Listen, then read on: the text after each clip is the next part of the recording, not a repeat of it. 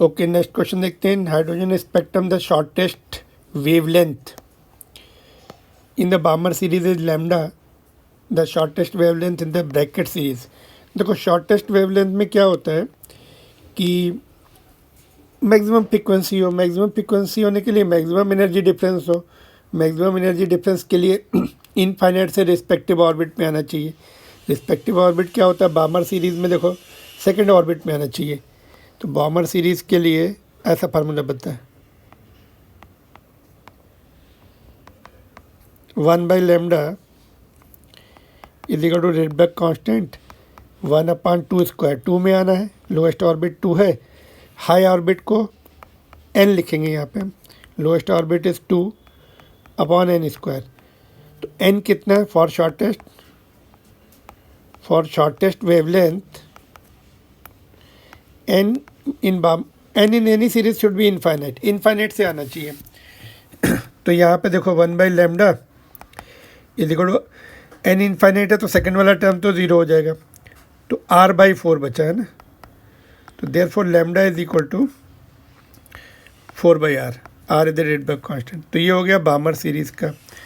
अभी अपने को चाहिए ब्रैकेट सीरीज़. तो ब्रैकेट सीरीज देखो यहाँ पर है, फोर्थ में आना चाहिए है ना.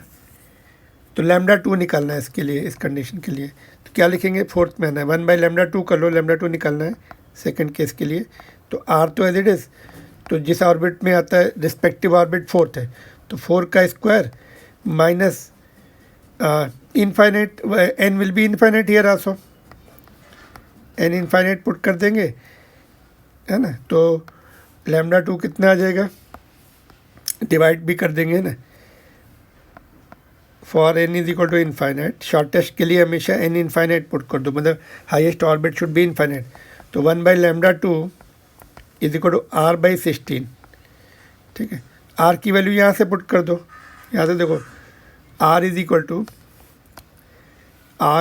टू r को इधर लाओ, लैम्डा को नीचे ले जाओ. r is equal to λ/4 first condition से. तो ये वैल्यू नीचे पुट कर दो.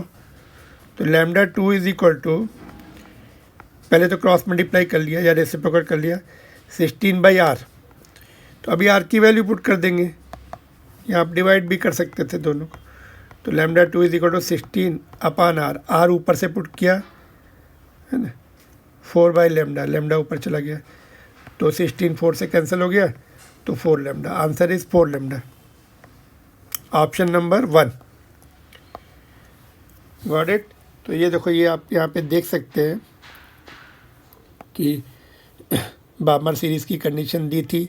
बामर सीरीज़ में सेकंड ऑर्बिट में आना है इलेक्ट्रॉन को. हायर ऑर्बिट से विजिबल रेंज होता है इसमें है ना. तो शॉर्टेस्ट वेवलेंथ के लिए n is equal to infinite put करेंगे, ये पूरा टर्म 0 हो जाएगा.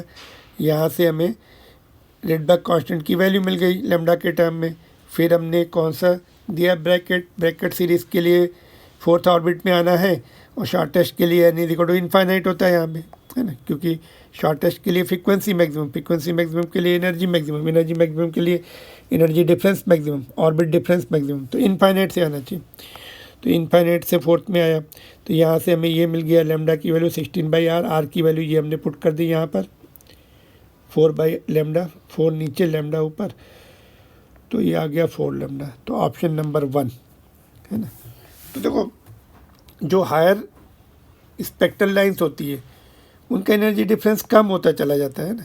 एनर्जी डिफरेंस कम होता जाता है तो फ्रीक्वेंसी डिफरेंस कम हो गया.